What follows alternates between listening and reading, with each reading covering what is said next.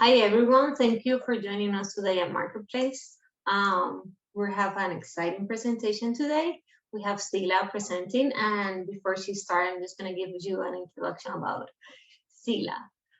Zila was born and raised in Mexico City, and she has a bachelor degree in biochemistry and also has a master's degree and a PhD in genetics and molecular biology.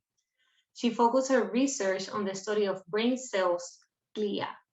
After finishing her PhD in 2015, she came to the US and as a postdoctoral fellow for the Children's Hospital of Philadelphia in the neuroscience department.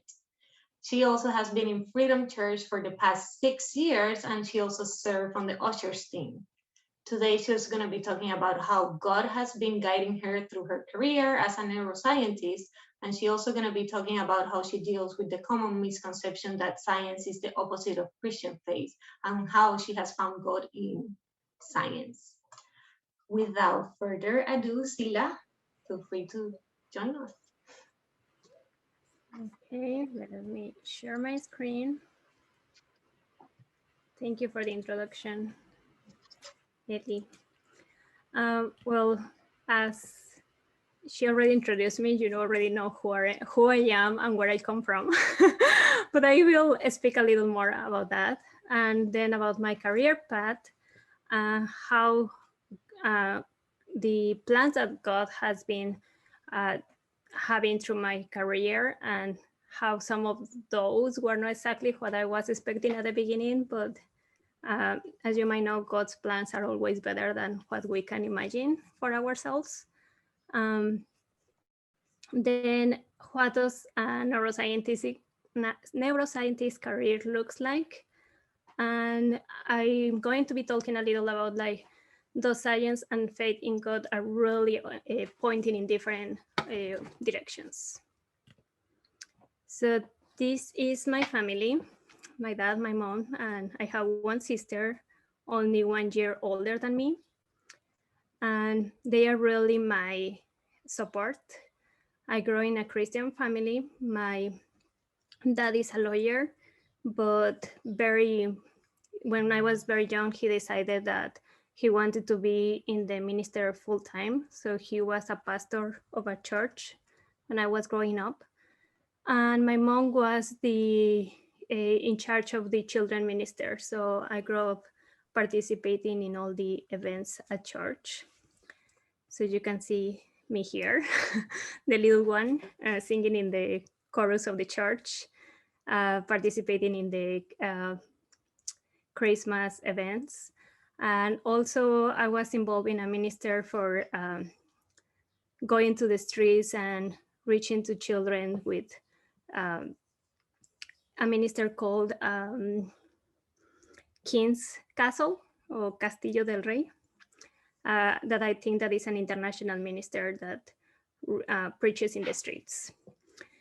And when I was this little, if you will ask me what I wanted to be when I will get old, I will always answer that I wanted to be a doctor. But really in that moment, I didn't knew about PhD. So when I mean a doctor, I was thinking in a physician. But then I get introduced to biology, and my love to biology actually started with Jacques Cousteau. Jacques Cousteau was an explorer, a French explorer, French scientist. He used to travel in this ship that you can see here that is called Calypso through the whole world, and he discovered a lot of different species and characterized a lot of the behavioral of these species in the sea. And he made a lot of contributions about conservation of the sea. And when I was a child, there was a magazine that it will be published every week with a new discovery that Jacques Cousteau will do. And I was always waiting for this magazine to come out. And I was very passionate about all the things that he was doing. And since then, I was like, I want to become a marine biologist. And I want to travel the world in a ship and do similar discoveries. And actually, I was very passionate about whales. So whales are my favorite animal. They still are my favorite animal. I collect a lot of whales. I think that they are fascinated, and my dreams was to become a marine biologist and study whales. So, and that was when I was probably 10 years old. So I always have an idea very clear of what I wanted to do. But God had other plans. As Ellie told you, I was born in Mexico City. That, for the ones that don't know, is ubicated where is this pink star in the middle of Mexico. And to become a marine biologist, I needed to travel to Baja California, this part of Mexico, or to the peninsula. And that sounds very normal for an American culture. It's like, okay, you leave your home to study college. But in Mexico, coming from a very traditional family, a young woman, single, that never had traveled, had never worked before, was like, my parents were like, no, you're not going to travel there by your own. So actually, I decided to be respect the decision. I was also a little scared of going by myself to a city that I didn't know anyone without the support. So I was like, okay, I'm going to stay there in Mexico City. I can study biology and then do some type of specialization or something related with marine biology. So I entered to a college called Universidad Autónoma Metropolitana. It's not very famous. It's not UNAM. That is, I think that is the only one that is internationally known in Mexico. But it's actually very good school. And I entered to study biology. But very soon I realized that I didn't like biology. I like playing with microscopes. So I decided to change my bachelor degree, or the major, to something called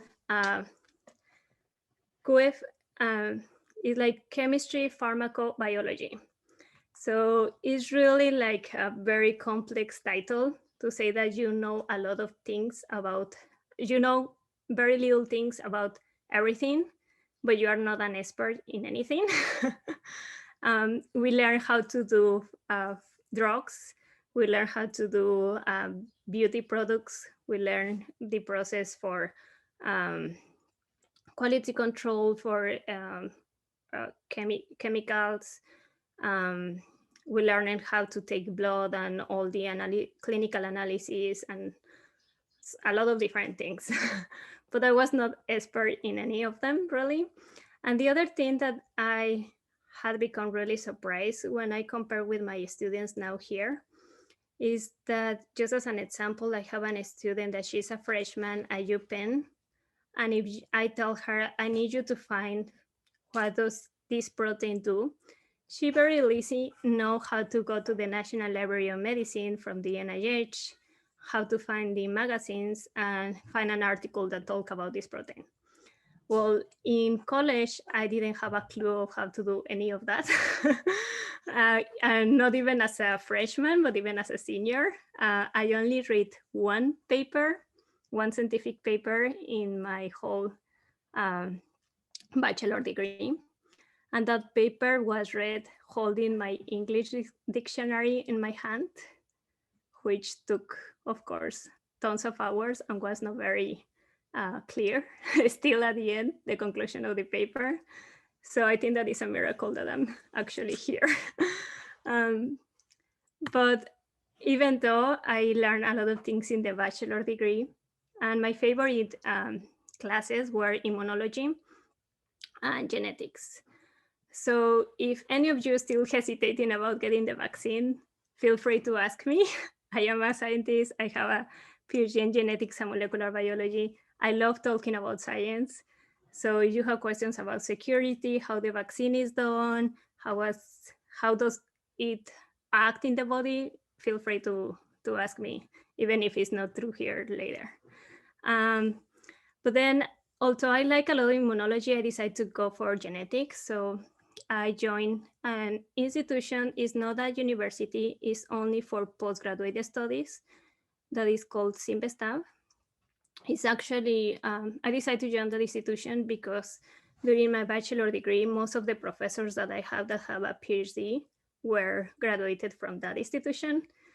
And it actually is the institute in Mexico that publish more papers per researcher. So is very well known in Mexico, but also internationally. And I decided to join the Department of Genetics and Molecular Biology. For the ones that don't know, genetics study the genome, the DNA and RNA, that are the molecules that have our information for our cells, is what we heredate to our children. And molecular biology is in charge of studying all the proteins that control these processes, so inside the cell.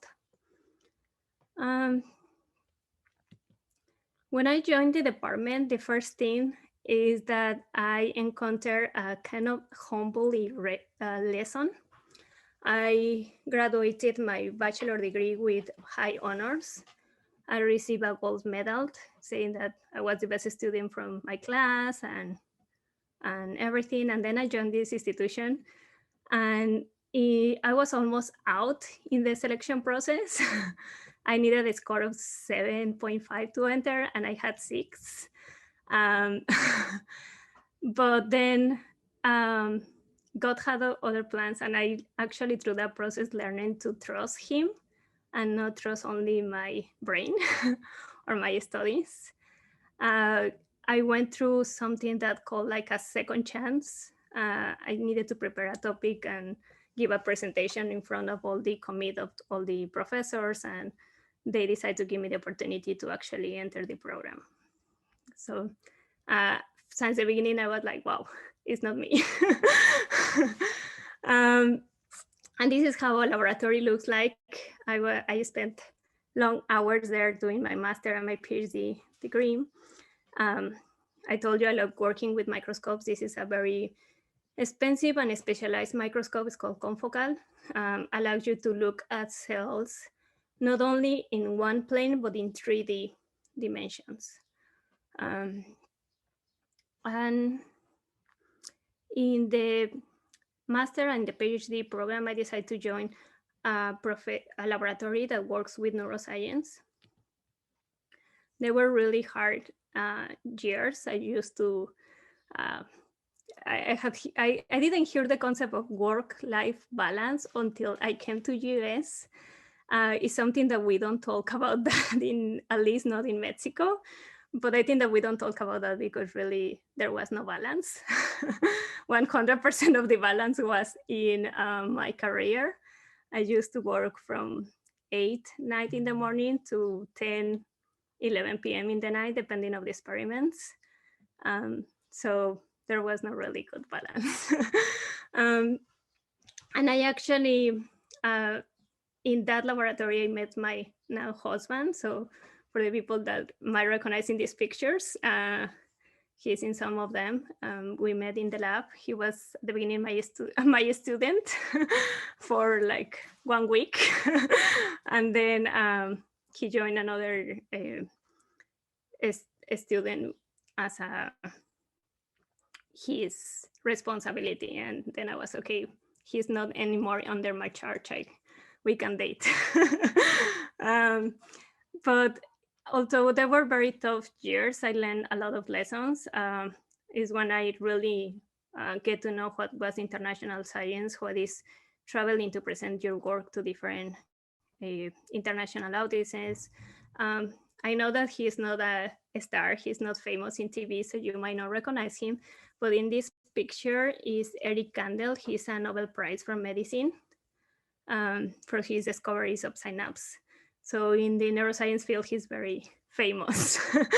So I was really thrilled taking that picture with him, and he signing my book. And through those years, I realized that God was always with me, and he had a lot of grace. I actually need to to tell you, a lot of people tell me that I'm very lucky girl. And what I think is that my parents, both of them, serve God. And I think that really God never stays with anything. It's like they are giving and I'm receiving. It's almost like really, I can see his hand in all my career, all the things that I have done. Is always like he's present there. Um, then after my PhD, I actually went to one conference and I met a professor from the Children's Hospital of Philadelphia, Mike Robinson, and he's the one that offered me to join his laboratory. And there was also a little of hesitating because I have another offer, and there's always the option of don't taking any of the offers and look for another option. But then at the end, I decided to join there, and I don't regret it. I'm so lucky because thanks of that, I met a lot of friends like Elizabeth and just the Freedom family, and I have grown a lot here in Philly, not only as a person but also as a family. I have now one daughter and one on the way. um, so I joined in 2015 to the Children's Hospital of Philadelphia. My research continues to be very similar. I work with the glial cells, but really what I'm always feel that I'm doing is struggling with a lot of different tasks. I keep doing experiments in the lab, but I'm also on another professional level. I'm writing grants, reviewing papers, editing. Now I'm a guest editor for a magazine. And I'm just also have a lot of students that I need to mentor. And right now I also like a praying request. I'm trying to move to the next career, the next stage of my career, that is finding a faculty position. So in this fall, I'm going to be sending more applications. I think that God is already moving opening some doors. I have one interview, totally random person contact me and said that we are looking for someone like you. So I think that God is already moving. At the beginning, I was a little stressed, but I think that I need to learn that if I putting this presentation together also helped me to realize that you can see through all your career that God has been opening doors for you. You don't need to stress. He will open another one. So I'm sure about that. And I wouldn't be a scientist if I didn't like talking about my career and what do I do. So I'm going to take only one slide to give a brief introduction of what do I do, because I know that not everyone is in the field. So if I really explain in detail what I do, will not make a lot of sense. But I study the brain. So that's why I'm a neuroscientist. But sorry, my computer is asking to install something.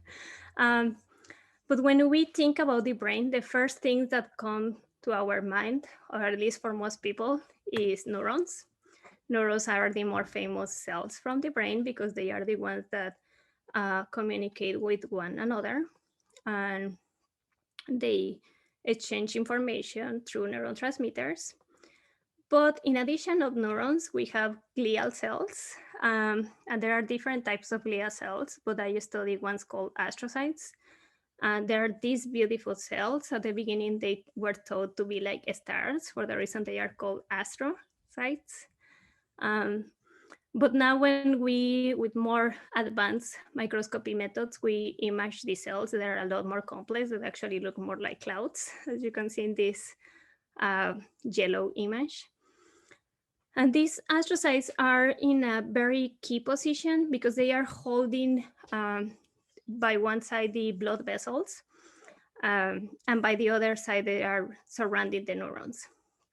So I have a friend here that she's an architect, and the other day we were joking about like biology, and she was like, I don't understand anything about biology. The only thing that we know, that I know, is that we have blood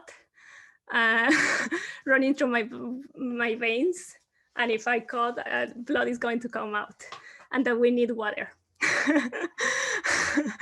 And even if it sounds that simple, it's the same for the brain. We have blood, and the blood is very important also in the brain, because it carries all the nutrients and the oxygen.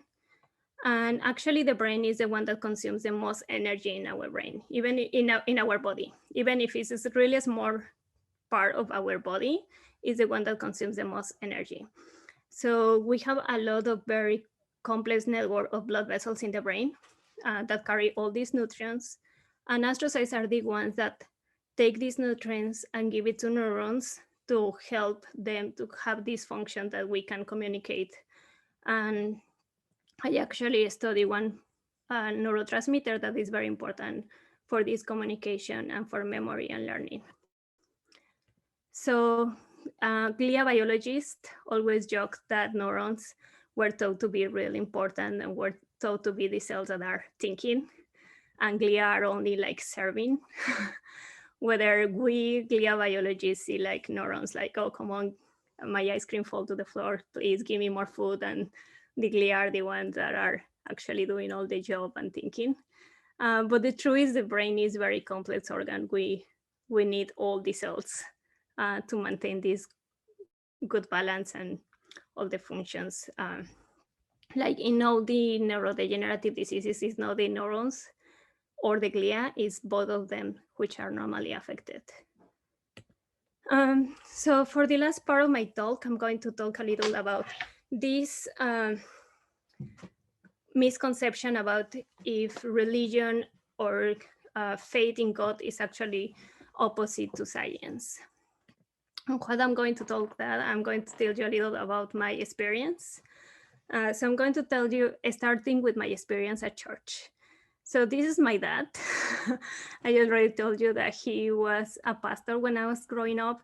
Then he gave the church to another, give it to another pastor, but he still gives seminars. He is a teacher in the theological seminary in Mexico from Assemblies of God. And he is invited to preach in several churches. Even when he visited us 2 years ago, he gave a talk for freedom in Espanol about marriage. So he's always working for God all the time. And this is my mom. My mom also used to work in a hospital, but when she retired, she decided to work full-time job, and she has been helping my dad. But also she has specialized herself in thanatology. That is kind of the study of how do you give advice or how do you talk with people when they are dying, but also to the family of the people that have a loved one that is dying. And especially she has focused a lot about thanatology focus on children. Sometimes they are live alone when their parents die or something. People don't know how to talk with them. So she has worked a lot about that. And this is my sister.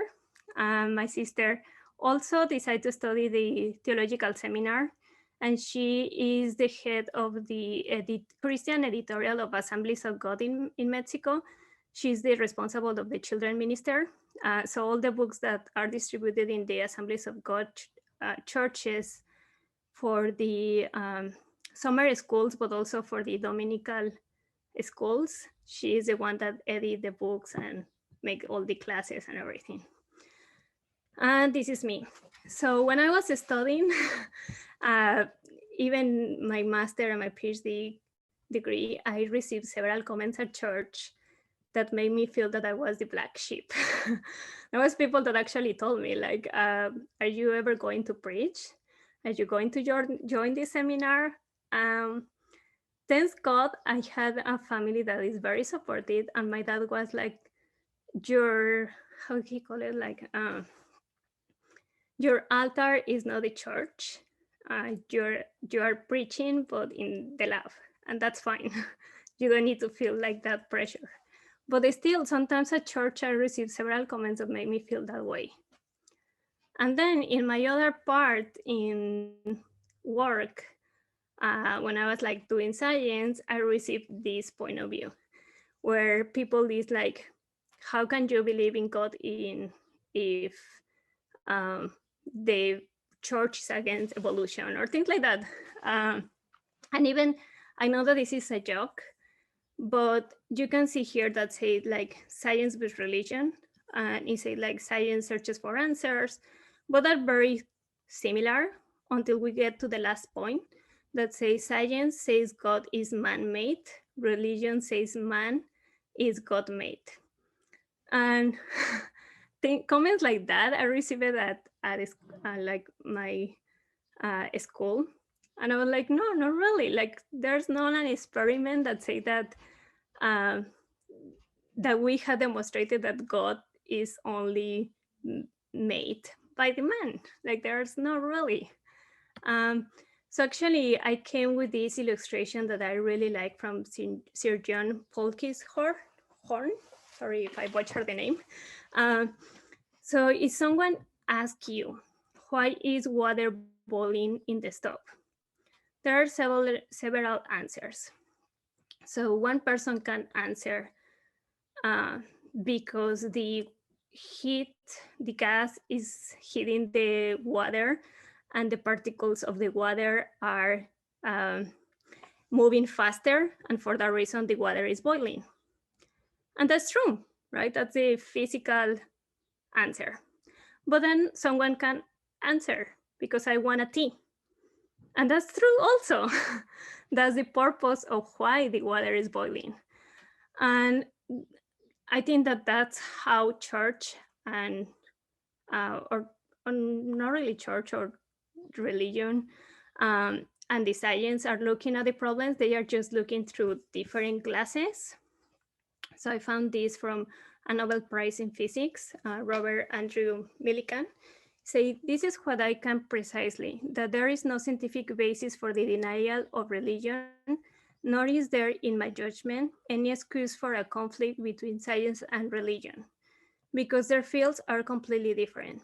Men who know very little about science and men who know very little about religion, in fact, get into a fight. And viewers imagine that there is a conflict between science and religion, whereas the conflict is only between two different species of ignorance.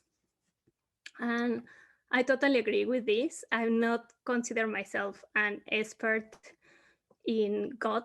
I read my Bible and I read some books and I try to study, and I talk a lot with my parents about like recommendation of books, or when I have some theological questions, I always go try to look at them, but I still don't consider myself an expert. And in science, I consider myself an expert in neuroscience in glia, in my field that is very little. And I think that that's the problem. People really cannot make a conclusion because there are not scientific experiments that can prove or disprove the existence of God. So I like this sentence I just read with this, what Psalms 14:1 said, the fool says in his heart there is no God, because really it's just ignorance. Sorry. So based on my walk through life studying science, this little spot where I had specialized, I can definitely see that there is no conflict. And God has guided me through all my career and has shown me, I think that even the most fascinating thing for me is that the more that I study is our cells are so complex, so organized. Everything in the cell is perfectly regulated. That if something comes out of control, then we have disease. So there's really no other explanation that God has planned us and designed us.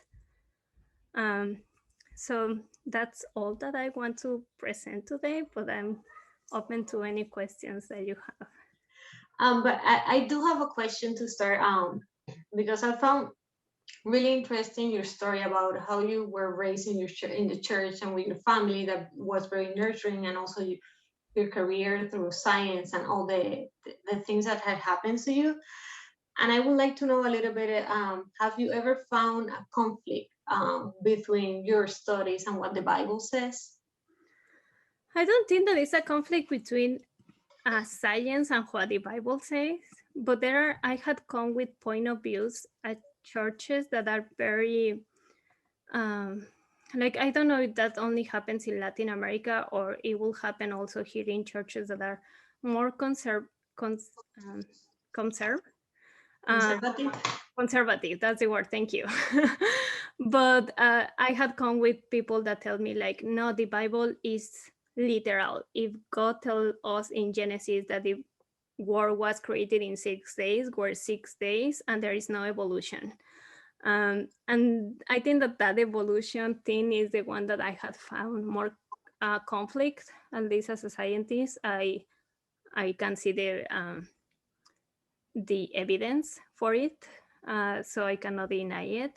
And I had come with I think that God, one day for God is not one day for us. So I think that the Bible is not opposite to evolution, and actually the way that it describes the creation is how we see the universe to be formed. Like I'm not a physics, so I had no focus in the universe, but what it talks about, like the light separating from the dark, and then the sea separating from the land, all that, if you follow those steps, that's how the earth was created. So I think that there are no opposite, but there are some churches or some people that are very close and tell you, no, it's 6 days as we see it now, and there's no evolution. So I think that that has been my major conflict. We do have two questions on the chat. The first one is from Gabriela, and she said, have you had a coworker question your faith, and how do you handle those situations? Yeah, here in US, I think people is more respectful about that, or at least they try to avoid conflict. And also my professor, he say that he's Catholic and people don't question him. So I have not encountered that here, but in Mexico I did. Not from my supervisors, but from colleagues from the same position that I am, or even under. And they will always come with books saying like, this scientist published this and blah blah, and I'm like, yeah, and then this scientist also published that. And for example, now the head of the NIH, he wrote a book, Francis Collins. He wrote a book called In the Language of God, and it's talk about DNA and how he sees DNA as the tool that God uses to communicate with us. And there are a lot of different books that has been also written for Christian scientists that talk about those topics. So when they come with their scientist books from Athens, I come with my Christian books. And also, like, I sometimes I tell them, but I think that there's a point where it's better to say like, this is my point of view, but also respect their opinions. I'm not a person that enters in a lot in conflicts. So I give my opinion, I give them my point of view, but then I also respect that we are in a workplace and I'm not going to convince them. Well, I'm not going to fight them. The other question that we have is related to one of the points that you mentioned at the beginning. It says that, can you comment briefly on your thought about COVID vaccines? Yeah, sure. Well, my favorite vaccines are the RNA, the Pfizer and the Moderna. I just think that they are fascinating technologies. The other vaccines are good too. They just use the traditional method to do vaccines. That is, you take pieces of the virus, or the virus they call it attenuated, which that means that the virus is not active. It cannot reproduce inside our cells, and that's what they inject. But the RNA vaccines are fascinated because they took the sequence to produce one protein, and then they kind of use the cheat our system to tell the cells, this thing that we are introducing to your cell is part of you. So our cells believe that is a protein that is going to be is mRNA that is going to become a protein that is inside our body. So they actually make the protein and put it in the membrane of the cells. And then when it's in the membrane, the immune system is like, this is not yours, we don't recognize that, and then go and generate antibodies against that thing. So I think that is a fascinating technology. My comments is, if you have availability, you don't have ever a very strong reaction for one of the ingredients, get the vaccine. It's the most secure and responsible thing to do. I know that some people have concerns about that the vaccine was developed really fast, but the truth is that there was a lot of money point in those projects, and also there were a lot of cases. Some of the vaccines are made really slow because they don't have as many people infected, but with COVID, there were so many cases that the vaccines developers have a lot of volunteers and were able to test it really fast. I'm very happy that you are here with us, sharing your experience in science, because we hear once in a while on that, and we hear many things. The gap theory is a kind of a theory of creationism. So Christians that believe in God that created the earth, but it's kind of a two kind of creation. So the first one was that gap to fill in the first and second verse, that the world was void, the earth was void and without form. And that's the first creation. And then we have the post-creation, like reformation of the earth in the literal 6 days. And I want to know if you, like a scientist, they want to calm a little bit the point of view of evolution and Christianity or religion. Like, the earth is filled and created in 6 days, but we don't know exactly how old is the earth. Yeah. I don't know if you've heard about this kind of yeah, I have not heard exactly like the term of gap theory, but yeah, I have heard a lot about like the like, how do you explain that the earth was created in 6 days, whether we have evidence for the fossils and we have evidence for like just the earth erosion and things like that, about like how it had changed. I think that my only like, how do I see it, is that really one day for us is not one day for him. And there's also one versicle that I'm forgiving from the Bible that also actually mentions something like that, I think in a psalm, about like one day for us is like 1,000 for him, and or the other way around. So I think that what the Bible described as a creation, like the first came the separation of the sea of the land, and then we're actually the life based on the fossil records were originated in the sea, and that's what the Bible also mentioned. And then actually came later the land animals. And I think that if you follow those steps and just think like there is no like one day, but there were like millions of years happening in that one little verse, is how I can make understanding of the creation with the evidence that we have from evolution. Since you were born and raised as a Christian, when you started studying science, neuroscience, biology, did it make you doubt about the existence of God, or did it strengthen your faith? It actually strained my faith. Yeah. Yeah, I'm honest. I feel that the more that you study the body, the more complex that you realize that it is, and the more hard that becomes to say like this was like the other options that people say that about like the particles, everything come together in the perfect way, and that's how the soup created these first particles, and then they start to become more complex, blah blah blah. That sounds a lot more, they require a higher miracle than having a designer. So I think that for me that actually has strained my faith. I did have a question because my brother's always bringing up the Big Bang Theory. Has anybody ever like brought that up to you, like the Big Bang Theory, and that's ultimately how the universe was created? A lot of millennials believe in that because that's something big now that people are mentioning. Yeah, the Like big the universe theory. was created from nothing from that. Yeah, I mean that's true. And if you follow, like if you follow how the expansion of the universe and everything of the theories, I'm like I'm a little out of my field of expertise. I'm not a. I think that the physician, no, not physician, physics are the ones that study that.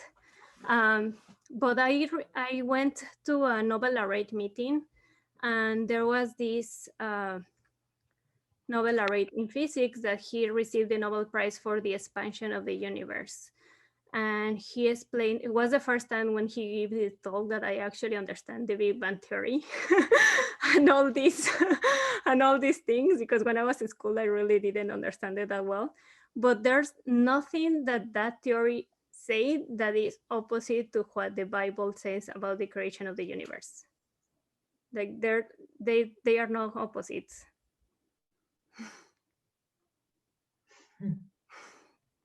Like it's Uh, not, is it like it's really, I feel that for the reason I like really allowed the last sentence about like it's just ignorance, um how the universe was created and what we know, because there's a lot of things that we still don't know. Like we can go back to certain years but not further, but what we understand from that and what the Bible described is nothing different. It's just that the purpose of the Bible was not, it was not to tell, it was not a scientific book to tell us how the world was created. It was a love book that was created to tell us God loves you and God created you.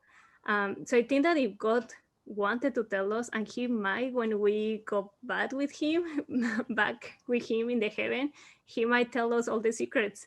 But really is that that was not the purpose of the Bible. So we cannot ask a manual that a scientist can follow. um, but they are not opposites. Hi, Zila. Thank you so much for your presentation. It's so interesting. So I have a quick question for you. Obviously, the scientific field lacks a lot of women and women of color. Have you faced any challenges or obstacles in Mexico and when you came to the US in pursuing your career? Yeah, in Mexico, we don't talk a lot about those topics actually, but I have I received several comments. Like, I remember when I told my PI that I was going, my PhD supervisor, that I was going to get married. He made comments like, "Well, you can focus in your family or you can focus in science, no both." And I was like, "Well, I'm going to take my chances."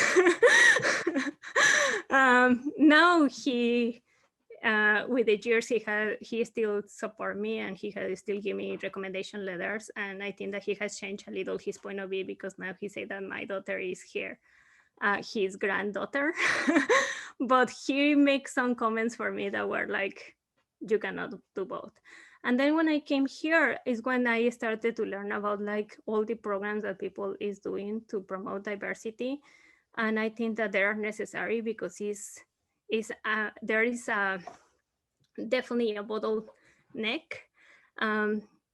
I had been involved in some of the mentoring programs now for minorities at CHOP, and we are always trying to tell the women like, we need to have mentors that look like you.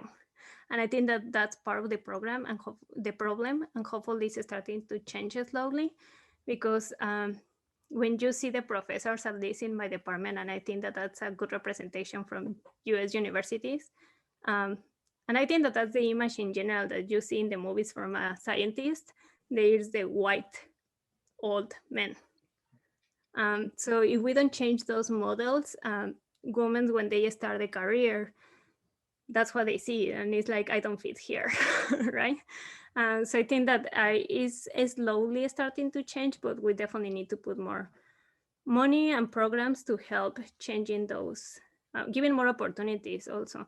And another thing, for example, like as a mother, is like there's sometimes there's not a lot of support. I have a very supporting husband. We divide the task if not 50-50, sometimes he even have more weight on my daughters, and he's the one that cook because he's better cooker than I am. But I see it that I'm a rare case. Sometimes it's like you are the woman, you are the one that needs to be taking more responsibility of the house. And with careers that are very demanding, then it becomes like you don't have time to be competitive in the field. So I think that we need to have more programs to help also decrease that those gaps. It's amazing. We have heard a lot about DNA, the discoveries that they've done, and how life is under order, not under chaos. So it's so perfect. And that we have heard even that mutations do not bring for better, but for worse, like degenerative side effects.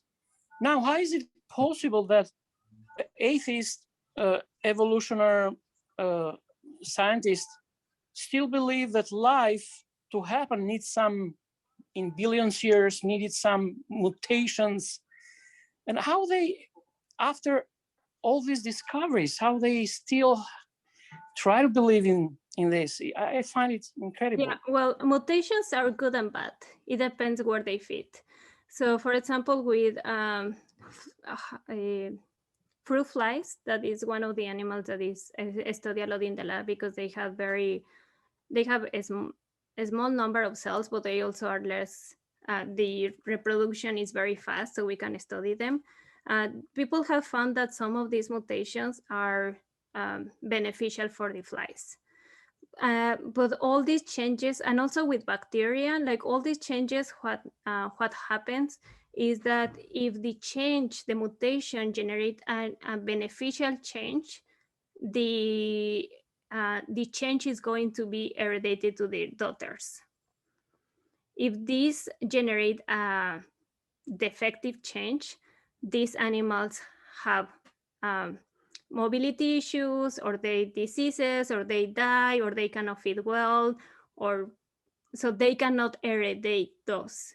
So the positive mutations are the ones that are heredated, and for that reason, people and all scientists are going to tell you that evolution is real, and for that reason, it's a very slow process. But we are like the ones that we can see it more clearly is with the bacteria. Like they are been generating now resistance to antibiotics in that way, because they generate mutations that allow them to survive in an antibiotic, and therefore they can continue living. They will pass that to their daughters and things like that. So I don't think that DNA is very complex.